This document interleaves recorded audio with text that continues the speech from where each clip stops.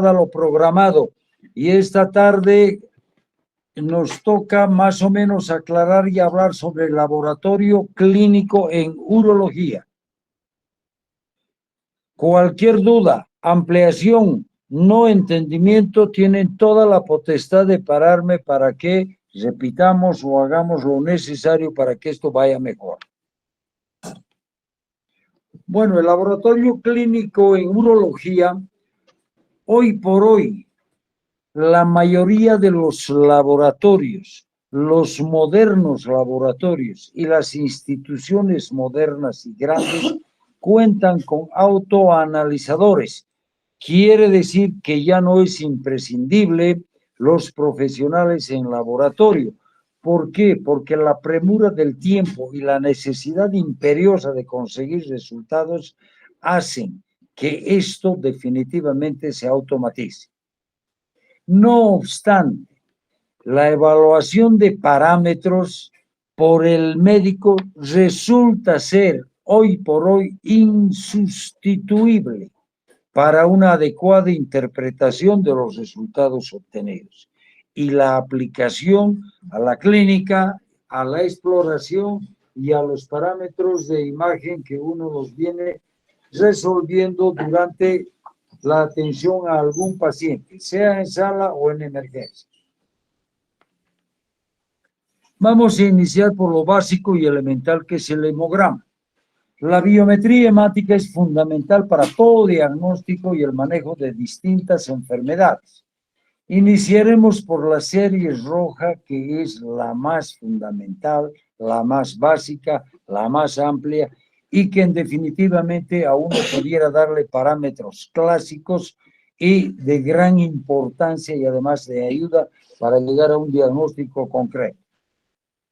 Diremos que los glóbulos rojos o hematíes en varones lo normal es 5.500.000 por microlitro más menos 1.000.000. Quiere decir que puede haber variaciones en más o en menos dependiendo las condiciones morfológicas, biotípicas, raza y todas estas cuestiones en cada individuo analizado. Y en mujeres es de 4.800.000 más menos 1.000.000 de células por microlitro. Se llama poliglobulia cuando esta cifra rebasa los 6 millones por microlitro, con una hemoglobina superior a 18 y un hematocrito superior a 54%. Ahora, dentro de todo esto, ¿qué es lo fundamental? La hemoglobina.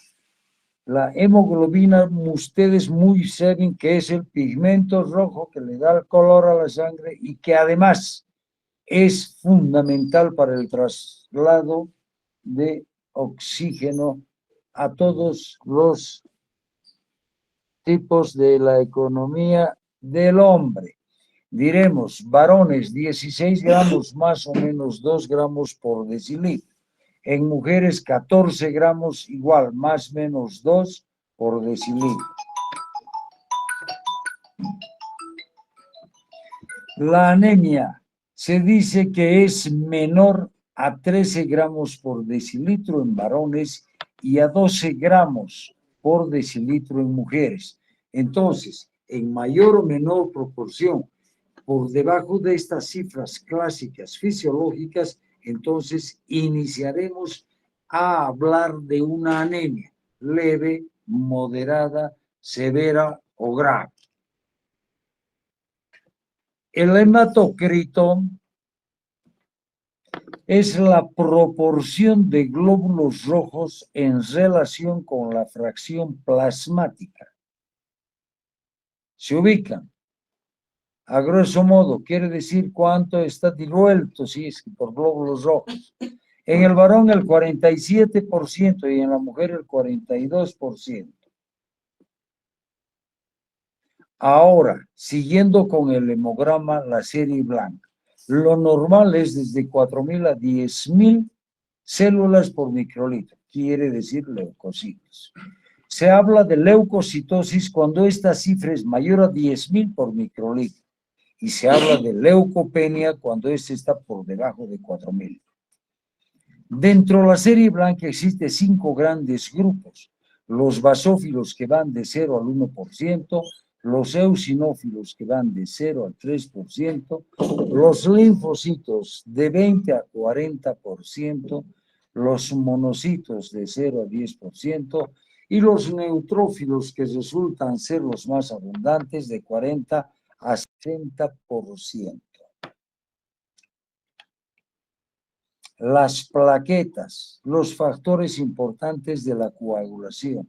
Su cifra normal es de 150.000 a 450.000 por microlitro. Se habla de trombocitosis y trombocitopenia. Cuando la trombocitosis ha rebasado los 450.000 por microlitro y la trombocitopenia, la cantidad reducida, cuando baja de 50.000 por microlitro, 50.000 plaquetas por microlitro.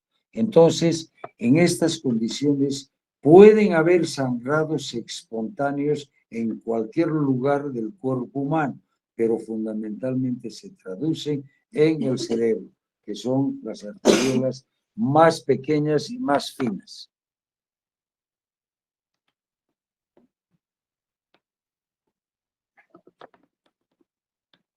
Siguiendo con la bioquímica hemática, la glicemia, fundamental en todo paciente y a todo el que se le debe realizar, más aún que ha sido declarado unos años atrás por la Organización Mundial de la Salud que la diabetes mellitus es una pandemia mundial, juntamente con la obesidad. El valor normal es de 75 a 110 miligramos por decilitro. Hablamos de hiperglicemia cuando indudablemente ha subido la cifra máxima y de hipoglicemia cuando baja, que tiene un peligro inminente de muerte celular cuando la cifra es demasiado baja y prolongada si no se corrige a tiempo. Ahora, la creatinina es un producto resultante del catabolismo muscular. Para nosotros es de vital importancia que los alumnos aprendan qué es la creatinina y por qué para nosotros es de vital importancia. Porque, como veremos, nos va a medir la funcionalidad íntegra de la unidad renal. Entonces, si decimos que es el producto resultante del catabolismo muscular, los valores normales en hombre han de ser de 0,5 a 1,3 y en mujeres de 0,3 a 1,1 miligramos por decilitro o por ciento. Mide indirectamente la tasa de filtración glomerular. Tiene una variación diaria del 8%. ¿Esto por qué? Porque dependerá del esfuerzo que haga, a lo que ingiera y a la cantidad de líquido que vaya a ingerir el determinado paciente o el médico. Llega el hígado como ácido guanidino acético.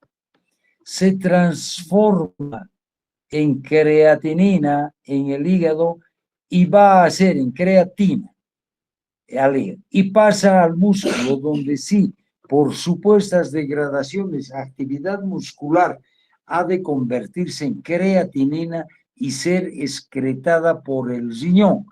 Entonces, volvemos a decir, es una prueba indirecta, pero de vital importancia, porque la más exacta es el aclaramiento o los valores de inulina, que no les vamos a dar para no complicarles la existencia.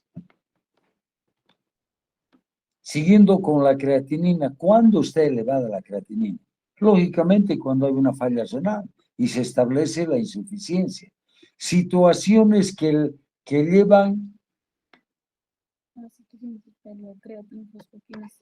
la creatinfosfoquinasa, que es la acumulación de los prolegómenos de la creatinina a nivel muscular y ha de estar disminuida cuando este paciente ha perdido masa muscular, por lo tanto ya no hay que convierta la creatina en creatinina, una disminución o en enfermedades crónicas establecidas, en el embarazo y en la sobrehidratación. En síntesis, pues se diluye, ¿no? La depuración de creatinina. Si nosotros queremos en mayor o menor intensidad ver con cuánto de riñón uno dispone o qué posibilidades de indemnidad renal tiene uno, tiene que estimar la tasa de filtración glomerular por lo menos lo más aproximado posible. Se determina el nivel de creatinina en orina y sangre.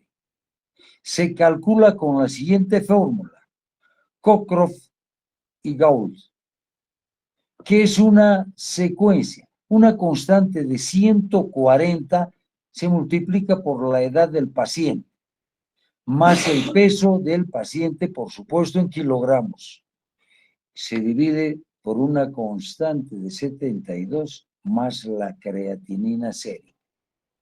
Todo esto hay que multiplicar por 0,85 en el sexo femenino, porque tiene menos masa muscular. Ahora la urea, el rango normal de 17 a 75 miligramos por mililitro. Esto va en relación directa a la patología que estamos queriendo determinar. Se sintetiza en el hígado. Es el producto final del catabolismo proteínico y de los aminoácidos. Excretada por los riñones, el intestino y la sudoración de la gente. Por eso es que se llama uremia, al olor canela que tiene. Cuando han visto, hay escarcha urémica en la frente, eso lo habrán visto en semiología, ustedes están más frescos que yo. El sudor, el olor a canela de los insuficientes renales y por el intestino porque produce una diarrea. Producción variable se relaciona con la dieta. Indudablemente han de aumentar los niveles de urea si uno se tira todos los días una pasillada, ¿no? Está en directamente relación con la ingesta de proteínas. Se eleva antes que la creatinina. Esto tiene un factor de pronóstico para nosotros. Si tiene una urea de 80 con la creatinina, todavía en el tope máximo, ese señor está yendo a la falla renal. Ahora, ¿cuándo está la urea alta? En situaciones extrarrenales, dietas, como les decía, hiperproteicas, en una hemorragia digestiva alta, porque va a haber gran asimilación de la urea en la sangre, de los compuestos azoados, el aumento del catabolismo proteico y de algunos fármacos. Ahora, también es alta cuando existe una eliminación renal deficiente, insuficiente, que es en la falla renal prerrenal, por la poca ingesta, la renal cuando tiene un componente ya más severo a nivel de los glomérulos y en la postrenal, que sería las uropatías obstructivas. Cuando una vez se establece la urea alta, indudablemente tenemos que empezar a hablar de azoemia.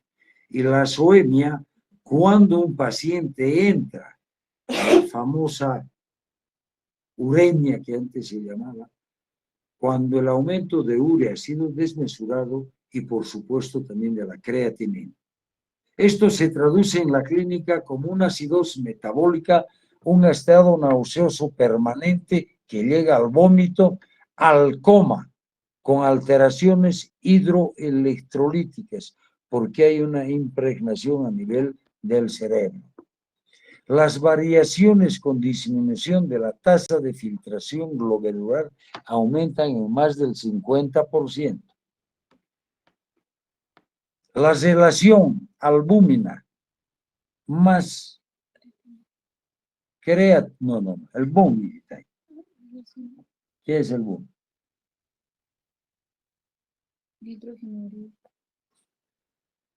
¿Qué es?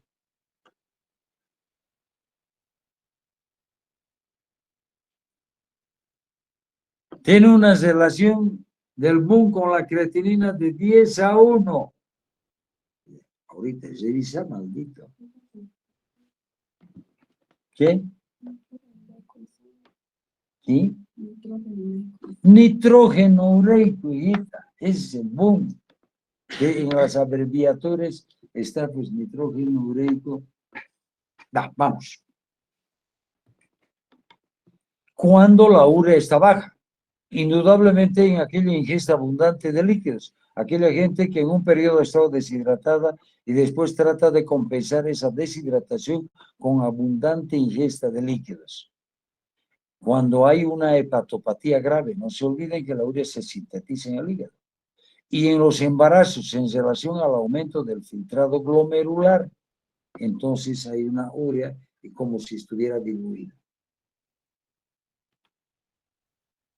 Otro parámetro que lo utilizamos a diario, no solo en la urología, sino en los cirujanos, en los médicos, en todos, es el tiempo y actividad de protrombina.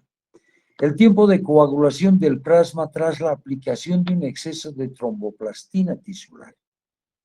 Ese es el tiempo de protrombina. Rango normal de 12 a 14.3 segundos. Y su actividad de consumo es del 75 al 100%. Tiempo necesario para que la coagulación tenga una vía, o sea, tenga efecto, se manifieste. Esto a través de la vía extrínseca de la coagulación. En cambio, la protrombina va a provenir del factor 5, 7, 10 y proteína C. Vamos a recordarle brevemente la vía extrínseca y la vía intrínseca. La vía extrínseca, cuando existe un traumatismo, una lesión tisular, ha de activarse el factor 8A, el factor 7 en factor 7A. Esta es la vía extrínseca hasta llegar al factor 10.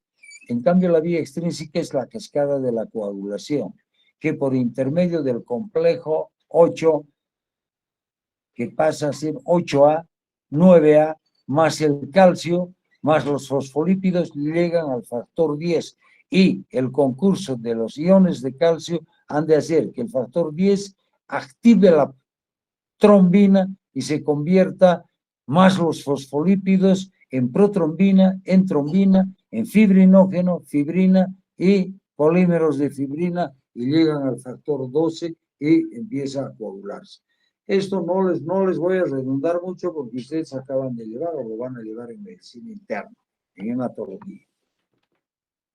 Ahora, los electrolitos en orina. Lo fundamental indudablemente es el sodio, rango normal de 40 a 220 miliosmoles por litro. El sodio sérico disminuido y el sodio urinario menos de 20 miliosmoles por litro indican una pérdida extrarrenal. El sodio urinario mayor a 20 miliosmoles por litro más sodio sérico bajo indica pérdida renal de sodio. La cosa ya es más seria.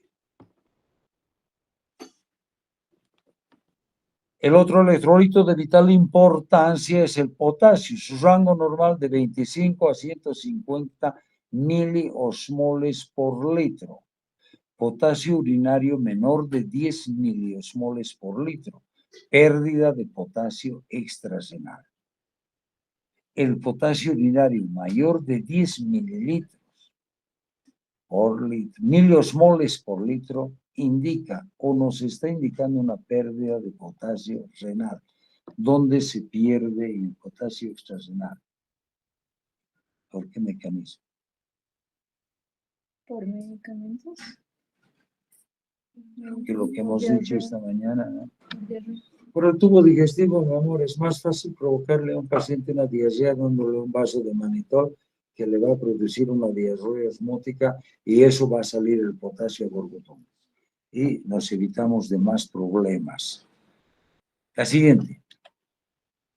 El cloro, rango normal de 110 a 150 miliosmoles por litro. Aumenta indudablemente con la deshidratación. Desciende en la insuficiencia cardíaca congestiva y en la enfermedad de Addison, porque hay hipercloremia. El cloro urinario mayor de 10 miliosmoles por litro indica pérdida renal de cloro. El calcio, rango normal de 0.05 a 0.31 miliequivalentes por kilogramo de peso en 24 horas. Importancia en pacientes y en lo que nos compete los formadores de cálculos y en la urolitiasis. Las hipercalcemias las tomamos en cuenta como un síndrome paraneoplásico y posteriormente hiperparatiroidismo. No vamos a entrar en las hipercalcemias idiopáticas ni tampoco en las hipercalcemias absortivas, resortivas y excretoras. No me gusta complicar la vida a la gente. Con que ustedes me sepan esto por demás. Ahora, dentro de los marcadores tumorales, para nosotros es de vital importancia, siempre por la pesquisa del cáncer prostático que resulta ser uno de los primeros en los hombres. Estamos a milésimas del cáncer pulmonar y del cáncer del tubo digestivo grueso. Entonces, el antígeno prostático específico, tanto el total como el libre, nos van a proporcionar parámetros que nos guían a tomar una conducta en un paciente exento o en un paciente dudoso. ¿Qué es el PSA? Es una glicoproteína producida por el tejido glandular de la próstata, concretamente las células cilíndricas y cúbicas del epitelio basal. ¿Qué produce? ¿Para qué sirve el PSA? Como es una glicoproteína, ayuda en la liquefacción del semen, preserva y estimula la motilidad del espermatozoide. Las concentraciones bajas en suero y altas en el líquido seminal indican un problema. En sangre, unida a las moléculas inhibidoras de la proteasa, 65 al 90%, y la otra forma es la libre, que solamente reporta el 20%. Todo esto hace que definitivamente sea el PSA total. Siempre siguiendo con el antígeno prostático específico, está elevado en cáncer de próstata, indudablemente. También en algunas hiperplasias cuando son de tamaño exagerado. En un trauma prostático, sea solamente por exploración, por cateterismo, por cistoscopía o por qué mecanismo que llega directamente al lumen prostático. La eyaculación, si una relación sexual aumenta el PSA. El masaje prostático, lo que les decía, cateterismo permanente, retención, instrumentación de toda la vía urinaria, aumentan la concentración del PSA. Unos por horas, otros por días, y hay otros inclusive como una cistoscopía por 60 días. Por lo tanto, es una creatina de bajo peso molecular. Su vida media es de 2 a 3 horas. No toda enfermedad de la próstata tiene elevado el PSA. En cambio, el PSA libre es aquella fracción del PSA que no está unida a la proteína. La fracción del PSA total aumenta en pacientes con cáncer prostático. El valor del PSA libre es mayor o aumenta en los hombres sin cáncer.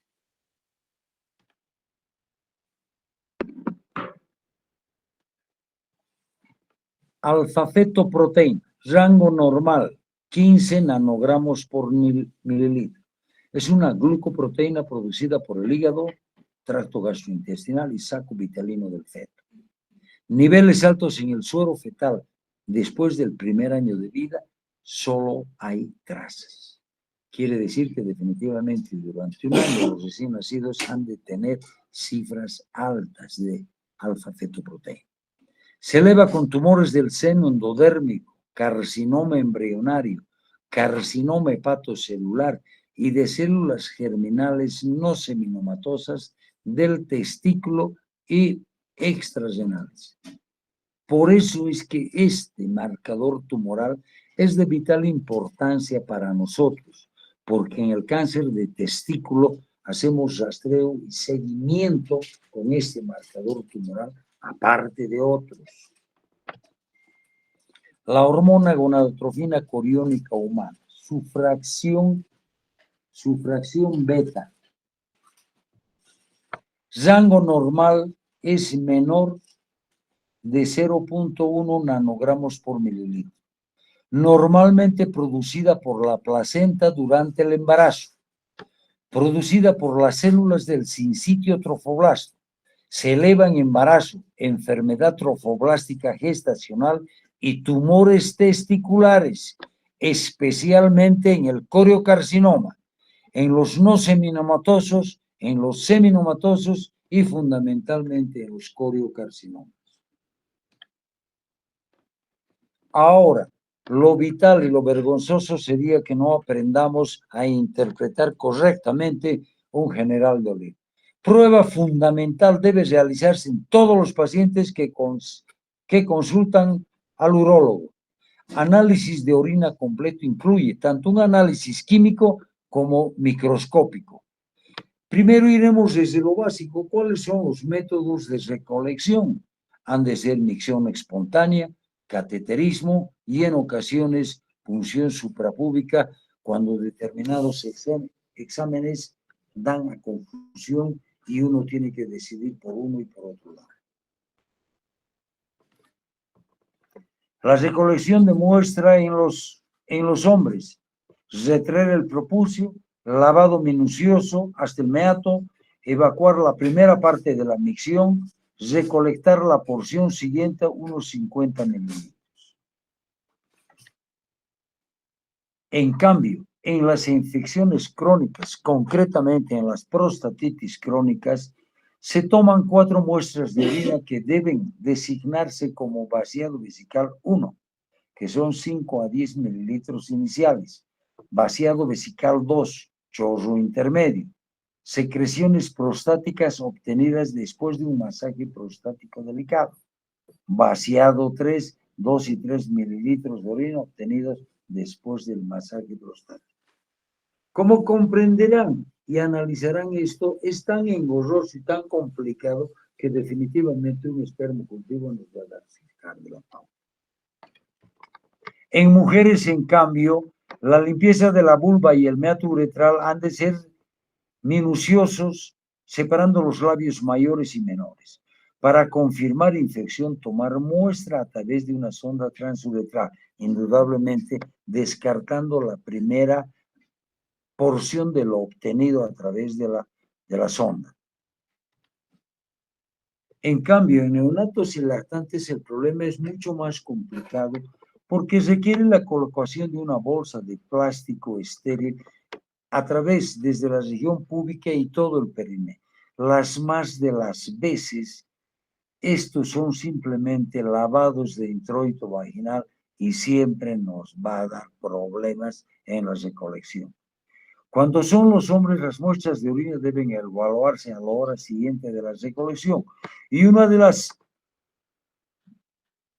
los artilugios, podríamos decir, que da muy buen resultado, si tienen acuciosidad de ver la imagen inferior, el dedo pulgar del médico examinante está presionando la región sacra del bebé, lo que estimula a la micción.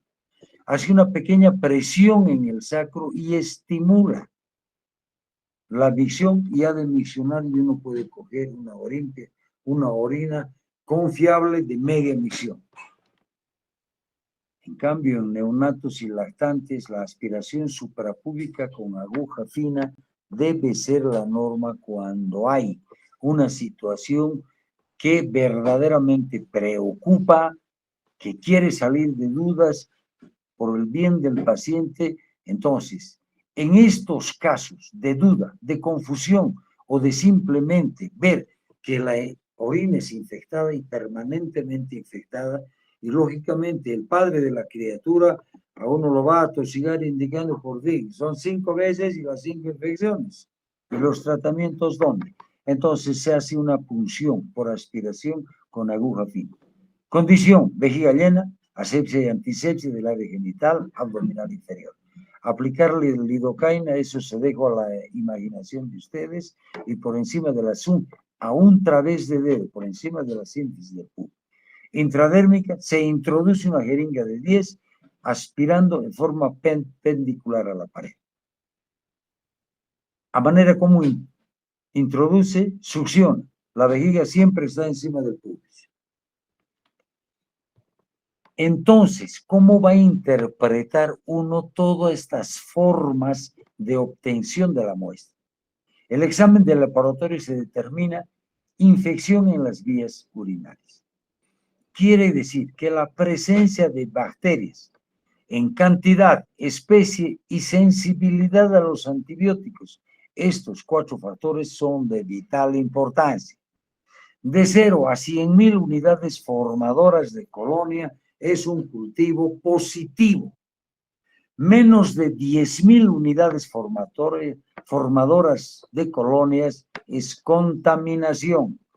Y de 1,000 a 10,000 unidades formadoras, el paciente debe volverse a valorar. Una unidad formadora por punción abdominal, o digo, por punción suprapúbica, perdón, es positiva. No se olviden que en los niños y en la gente el tercio distal está contaminada, pero el tercio medio y proximal ya es estéril. Por lo tanto, la presencia de una bacteria por punción suprapúbica es positivo. 2 técnicas para realizar un urocultivo. Mitad de la placa corresponde a agar sangre, gram positivos y gram negativos, y la otra mitad corresponde a desoxicolato más eusina azul, fundamentalmente para gram negativos. Las placas de plástico, cierre a rosca, contienen agar de soya, eusina azul, de metileno o agar McConkey. Se sumerge en orina y se elimina el exceso. Examen físico de la orina. Color amarillo pálido normal por la presencia de urucromo. El color está debido a su concentración, pero hay cierto tipo de alimentos, fármacos, productos metabólicos e infecciones que pueden alterar el color. La turbiedad. Orina recién emitida es transparente. Orina turbia, mayor frecuencia cuando hay fosfaturia, cuando hay piuria, en general se asocian a una infección urinaria. Densidad del rango normal, desde 1003 a 1030. Proporción relativa de solutos disueltos en un volumen total, que es la osmolaridad o la concentración. Van a encontrar en algunos libros un cierto tipo de contradicciones referente a esto. Nosotros vamos a llevar. En otros libros de medicina general van a ver que es de 1010 a 1030, la osmolaridad normal. Se eleva si hay solutos densos como proteínas, glucosa, expansores plasmáticos y medios de contraste. Refleja el estado de hidratación, porque no es lo mismo que un paciente tenga fiebre, esté en insuficiencia renal agudo, esté en un posoperatorio donde siquiera ha sangrado mínimamente, y en aquellos pacientes que son formadores de cálculos por la presencia de solutos disueltos en la orina.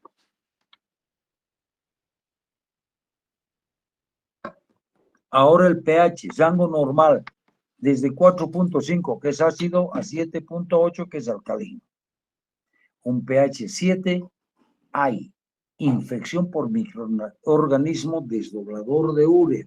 No se olviden que a partir de 7 ya es alcalino la orina, o digo el pH. Por lo tanto, aquellos desdobladores de una, ¿cuáles son? Proteus, En orina no refrigerada, por lo tanto, se decanta y se asienta, como normalmente decimos, a la decantación. Cuando hay ingesta abundante de vegetales, cuando hay diuréticos, como por ejemplo en hiperemesis, cuando hay succión gástrica y terapia con álcalis, en aquellos pacientes que están en tiempo con sonda nasogástrica y por lo tanto hay gran extracción de ácido clorhídrico. En cambio, pHs menores a 5, fundamentalmente en la acidosis tubular, en la tuberculosis, en la hiperuricosuria o en la abundante ingesta de carne.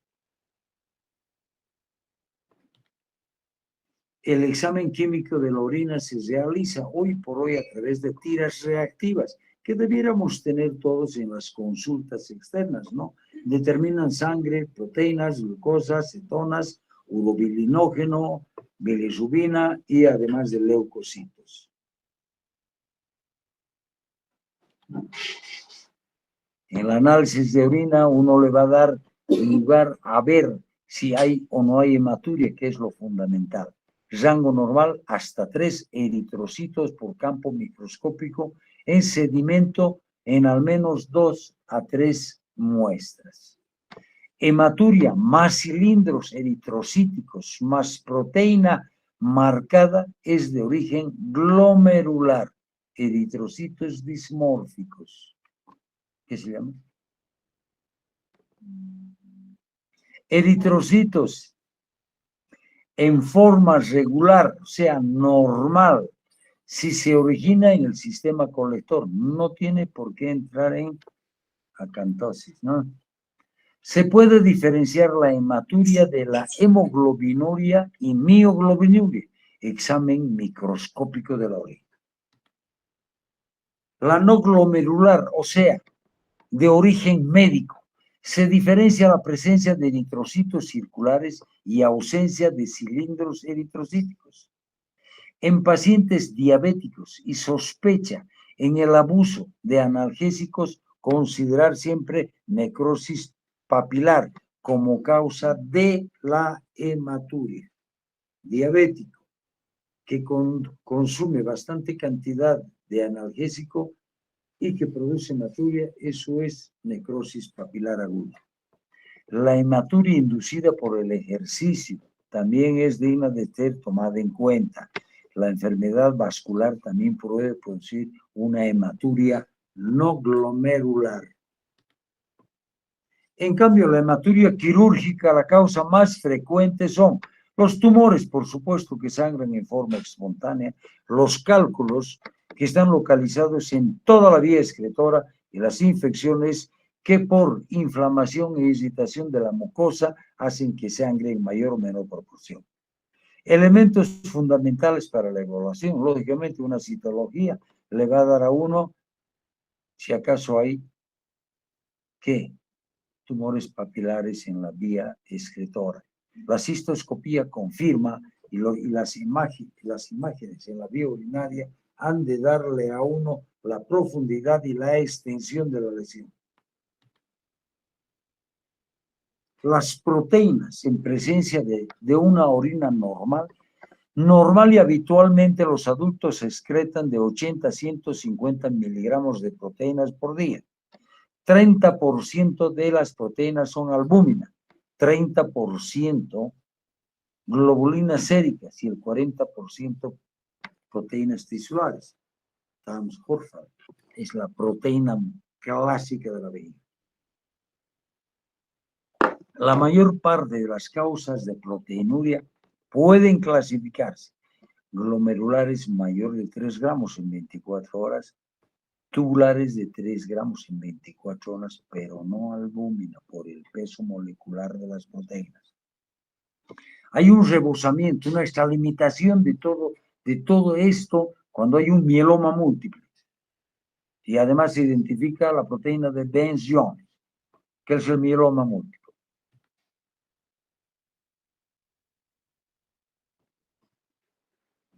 Es un cáncer. Está localizado en los huesos intermedios. Cantidades normales de proteínas. Daño en la vasera capilar, proteínas de alto peso molecular, cuando se encuentran en la orina, es de origen glomerular. Daño o disfunción tubular, proteínas de bajo peso molecular, es de origen tubular, porque las de gran peso molecular son reabsorbidas en los túbulos contorneado proximal y distal. Microalbuminuria de 300 hasta 300, desde 30 miligramos diarios de albúmina. Daño renal y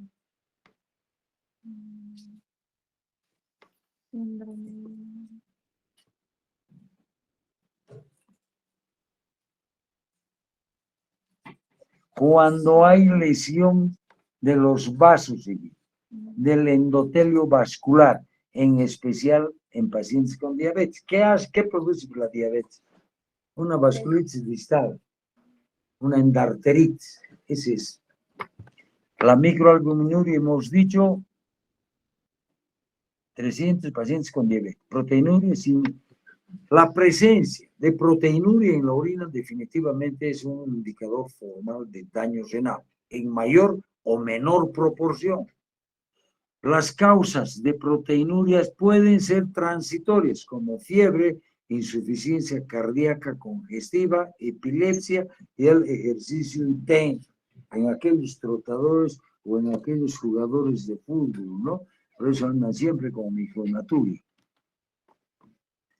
Su clasificación según la duración pueden ser en transitoria, intermitente o persistente. Transitoria es la más frecuente en la población pediátrica.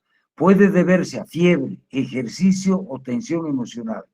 Pacientes mayores, la proteinuria transitoria puede deberse a una insuficiencia cardíaca congestiva. ¿Y cómo se evalúa? Proteinuria también puede ser intermitente, relacionarse con cambios posturales. Proteinuria persistente, en la mayoría de los casos, son de etiología glomerular. Hay que realizar siempre proteinuria de 24 horas. La glucosa en la orina. Casi toda la glucosa filtrada por los glomérulos se reabsorbe en los túbulos contorneados porque es de peso.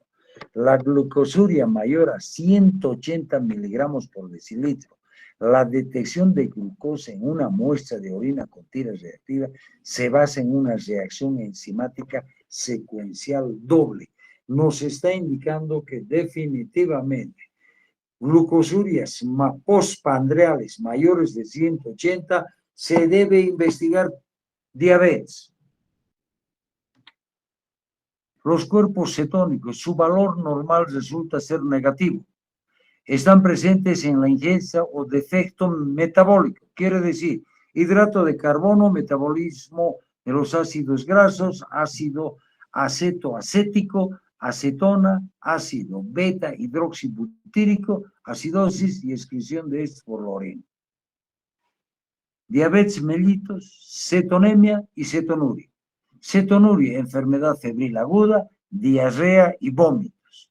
Hiperemesis gravídica, caquexia, inanición posanestesia, embarazo, exposición al frío y actividad física. La leucocituria, rango normal, no mayor a 5 leucocitos por campo. Este acápite de la leucocituria en hombres y en mujeres es siempre caballo de batalla. Van a encontrar en algunos textos, especialmente de medicina interna, que es o los etiquetan hasta 8 como normal.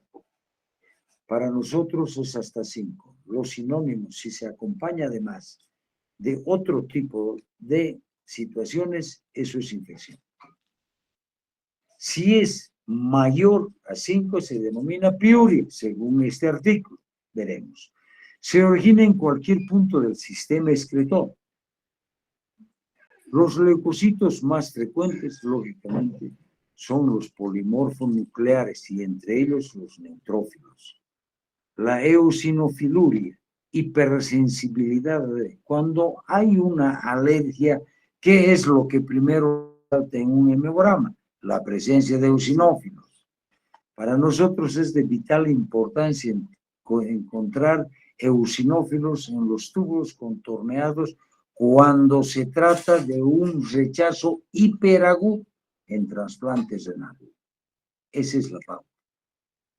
También en infecciones virales. La tuberculosis causa piuria ácida estéril. Otras causas de piuria son las urolitiasis, especialmente las de ácido úrico y las de fosfato aménico magnésico. Bacteriurias, rango normal debe ser negativo. No hay bacterias en el torrente. Causa más frecuente es la contaminación en cualquier nivel del proceso cuando se está buscando. Son patógenas y son acompañadas de células inflamatorias. Piuria. Una bacteria en una gota de orina equivale a 100.000 unidades formadoras de colonias. Lo que decíamos con la punción. Una bacteria es infección. Representan productos del metabólico, los cristales de dieta o del consumo de ciertas drogas, la famosa cristaluria. Orina ácida favorece a los cristales de ácido úrico, oxalato y uratos amorfos. Orina alcalina, fosfatos triple de ácido. Fosfato amónico magnésico, también a los de oxalato y de carbonato de calcio. Tipos de cristales más o menos para sacar un colorario.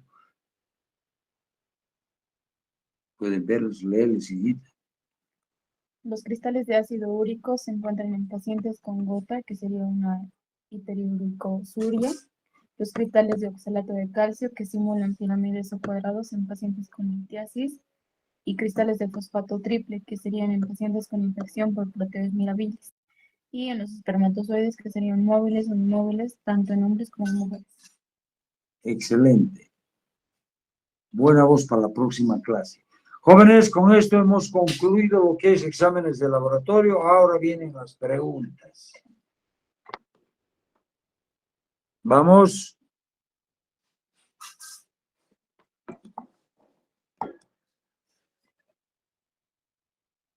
¿Cuántos han entrado? ¿3? 33. Ah, 33. No pueden ir nomás. Vayan a hacer sus cosas. Tienen la lluvia aquí está bien.